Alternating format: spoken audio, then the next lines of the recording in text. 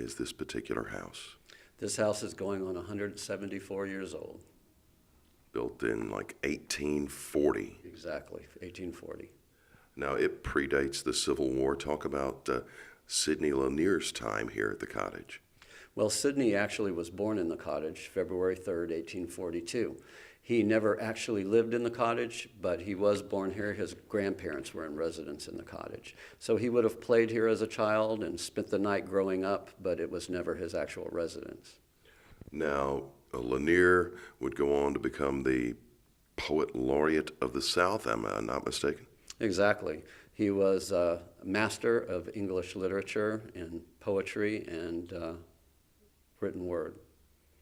And sadly, he wrote volumes of poetry, but his life wasn't that long. No, he died at the age of 39. He succumbed to what they called the consumption, tuberculosis. So he never accomplished the things that he really set out to do. We think of him as a highly accomplished musician and an author, but he felt there was so much more he could have accomplished, and, well, he could have. Well, I guess his most well-known poem would have to be The Marshes of Glen. Yes, exactly. The Marshes of Glen and the Song of the Chattahoochee. Now, talk about this lovely, I guess we could say it's an antebellum home. Exactly, before the Civil War. The house was built in 1840. Originally, the house was just 4 rooms. It was these 2 rooms that we're standing in were originally bedrooms, and on the other side of the hall were the public rooms, the parlor and the dining room. In 1879, subsequent owners of the house raised the roof and put 2 bedrooms upstairs, and in 1913, the back portion was added, which added another bedroom and a kitchen, and on top of the kitchen, a sleeping porch. And then in 1948, the side addition of the cottage was added, which we now have our gift shop in. Every year, we decorate the cottage in period decorations, basically what they would have done back in the mid-19th century. The tree here, you see that they would have decorated in popcorn, and of course candles would have appeared on the tree, but we've used dried flowers and basically things that you would find in nature. You couldn't just go to the Walmart back then and purchase some ornaments, Christmas decorations. All the mantels are decorated with greenery, with red berries and magnolias and things. The cottage is open for tours 10 a.m. to 4 p.m. Thursday through Saturday. We also rent the cottage out for weddings, receptions, luncheons, parties, birthdays, any type of celebration. For more information, you could call 743-3851 or go to Historic Macon, which is www.historicmacon.org. Excerpt now from Hard Times in Elfland. Ease down 2 legs and a body through the blazing fire, and forth there came, before our wide and wondering view, a figure shrinking half with shame and half with weakness. "Sir," I said.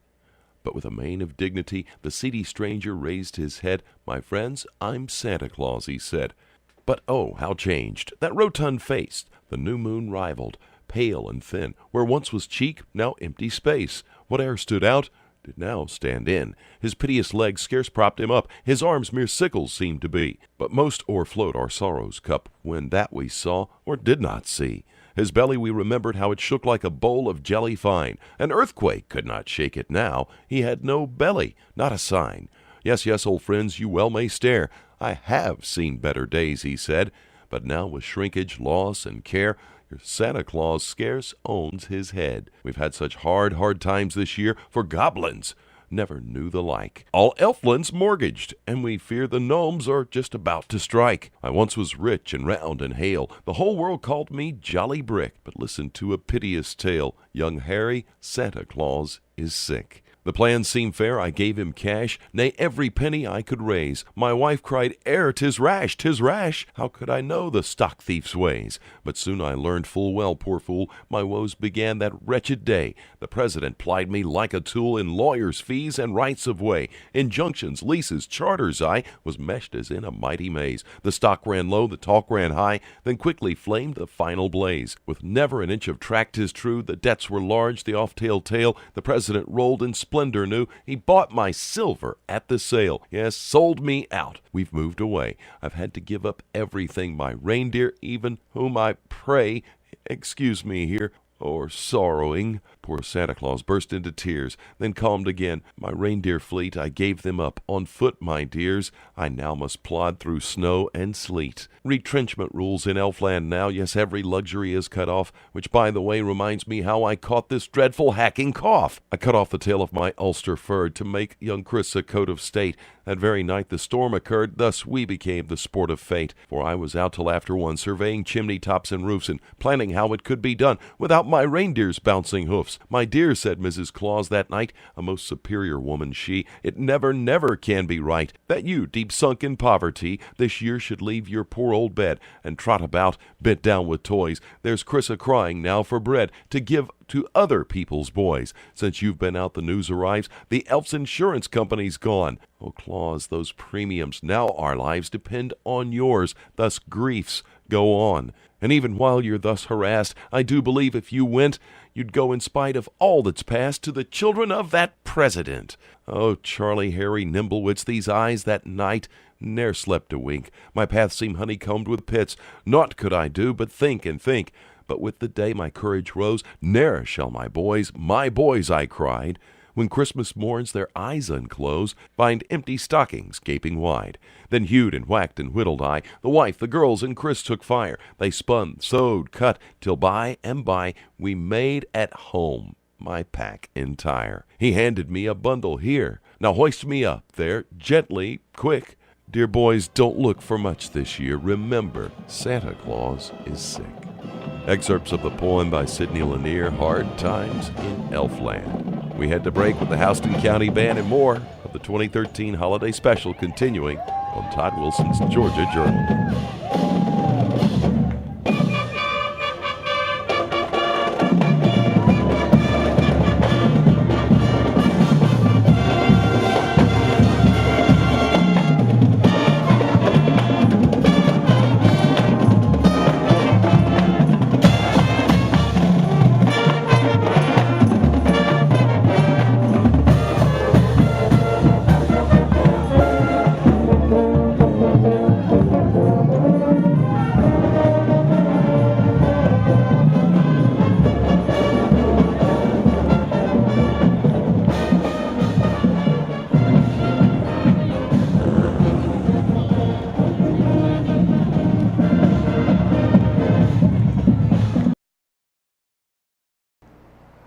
Well, welcome back to Todd Wilson's Georgia Journal. Merry Christmas. It's the annual holiday special, and we certainly appreciate you being with us. Hope you're enjoying the show so far. We've got more great Christmas lights, more music from Britt Jones, and a whole lot more still to come. But we want to take time to reflect and talk about what the real reason for Christmas is. And joining us from All Saints Episcopal, we have Father Scott Peterson. Welcome and Merry Christmas. Merry Christmas. It's great to be here. Glad for the opportunity to talk about Christmas, its roots, and why we need to focus maybe a little bit more on the season. Yes, it's a time of year where, things get a little crowded. Things get real busy. There's all the holiday specials that everybody likes to watch. Some are almost a tradition, like Charlie Brown, things like that. It's a Wonderful Life. It's a Wonderful Life, which is actually a pretty nice story in itself. But the big, true story of Christmas is about the Savior's birth. Now, I know recently you were talking with your parishioners, and you kind of polled them on their feelings. I did. I had the opportunity to come and talk to you, and we appreciate that. And so last Sunday I asked my parishioners, what is the meaning of Christmas? And what I found is a lot of my parishioners came back and said, well, hope is the meaning of Christmas, and the ability to share love with each other and with family. The season being a gift, God's gift to us in the midst of this time. But it's funny that the kids really had almost a better take on it. Some of my little ones came back and they said, well, it's because Jesus was here.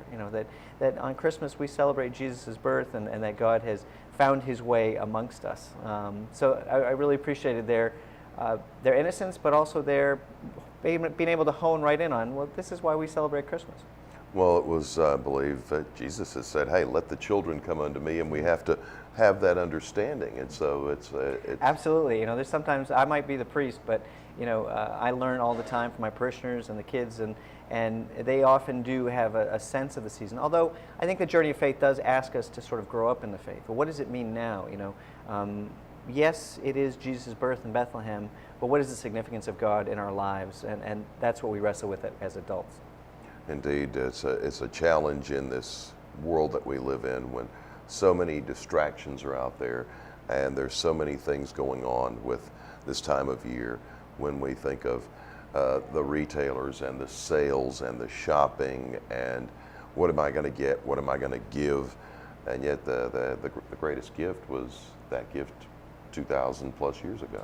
Well, sometimes church can be a reminder about what is central, not to beat people up, but to remind them, you know, one lost season in the midst of all the shopping and Black Friday and all those things is the season of Advent, which reminds us to go back to, you know, the time before Jesus' birth. It reminds us that of the Israelites waiting in the desert, of their wanting to know where God was in their lives. And Advent is actually a season, and sometimes I do it well and sometimes I don't, but of trying to slow down and to remember that it's not about the bustle, it's about the quiet, and it's about finding time to become renewed in God so that we might share that grace with others. And of course, with the birth of the Savior, it had been looked for and waited on. You talked about the time before Christ.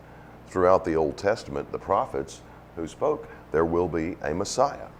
And what's interesting is that they were not expecting what happened. You know, the prophets of that time were expecting sort of a Davidic king, a king like David who would unify, but also who would strengthen their army to protect their borders and unify the land. After all, they were in an occupied country.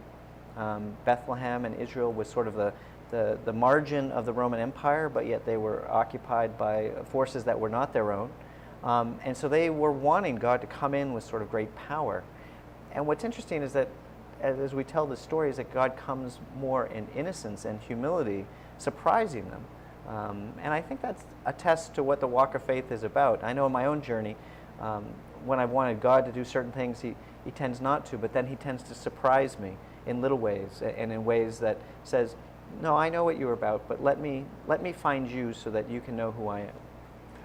It's similar in a way to the arrival of Moses, if you will, to deliver the children of Israel out of Egypt as a foundling child, a baby, left in a basket in the bulrushes. And absolutely, you know, some people are challenged by what is the historicity of Jesus and the birth, and why is the story so similar to the Mosaic story. You can get down to the bits and pieces and really say, well, what really happened, like it's a newspaper, or you can take those stories and say, okay, the people understood that God was active, and here we go again with another story of sort of this dramatic, very innocent birth that says that God is with them and is leading them out of the desert. Certainly the Israelites, the disciples of the day, saw in Jesus sort of the same Moses who freed the people from slavery. There's that sort of reawakening that God hasn't forgotten us, and that God will deliver us, which is, of course, the great message of Christ in the season. Absolutely. Emmanuel, God is with us. God is with us. So the timing of everything came together 2,000 years ago, and it gives everyone who believes a chance at a life far greater than we could ever imagine.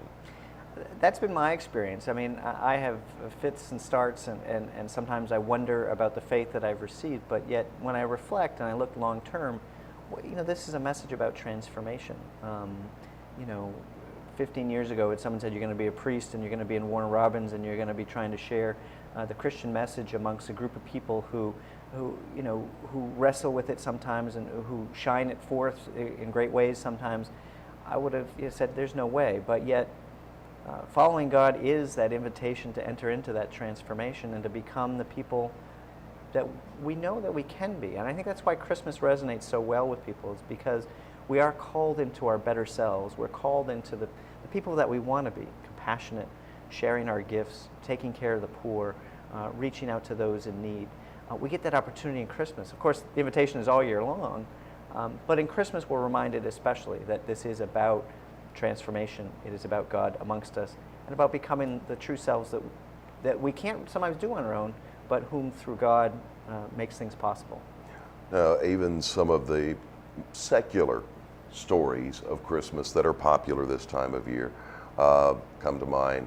The transformation of, say, the Scrooge character. I happened to play Ebenezer Scrooge a few years back on stage at Perry Players, and it was a work every night to pull it off. I mean, you don't think of a role being a challenge, but the transformation of Scrooge as he goes from being obviously the gruff miser and penny pincher and cruel taskmaster to a complete turnaround. And that rebirth is something that parallels what is offered by the Savior. Well, and if you were to approach Scrooge, 5 minutes before the miracle, 5 minutes before the transformation, and certainly we've all sometimes been or certainly know people who are Scrooge-like, who look at things like faith and charity and love and say, well, that has no value in the world. It's about money and business and success. 5 minutes before the transformation, he would have scoffed at it. But yet that is sort of the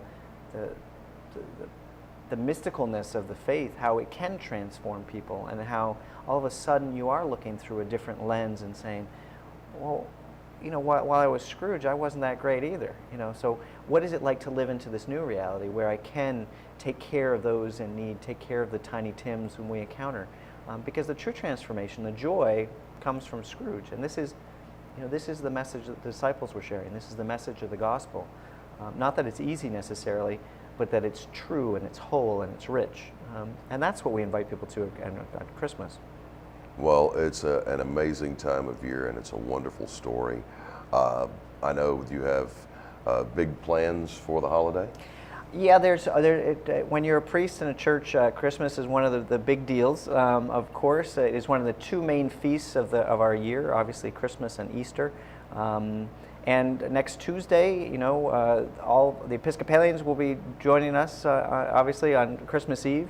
But we invite seekers or people who haven't been to church before or feel moved that would like to join us. It's a whole interesting group of people, but we will all be sort of entering into the quiet of Christmas Eve and celebrating the birth of Christ and hopefully the birth of God in us and our transformation. And again, for folks who don't know, talk about where your church is and the services and things like that. Sure, I'd love to. All Saints Episcopal Church is found on 1708 Watson Boulevard. If you are heading towards the base, we are on the left-hand side right before the hospital. People can find us online if they Google All Saints Episcopal Church and Warner Robins. Our services Christmas Eve will be 5:30. We'll have a little bit more family-oriented service. The sermon will be a bit more for the kids and the young-hearted. And then we'll have our traditional midnight mass at 11 o'clock, which will begin with music about 10:30. Do expect it to be busy, so you may be getting there a little bit early.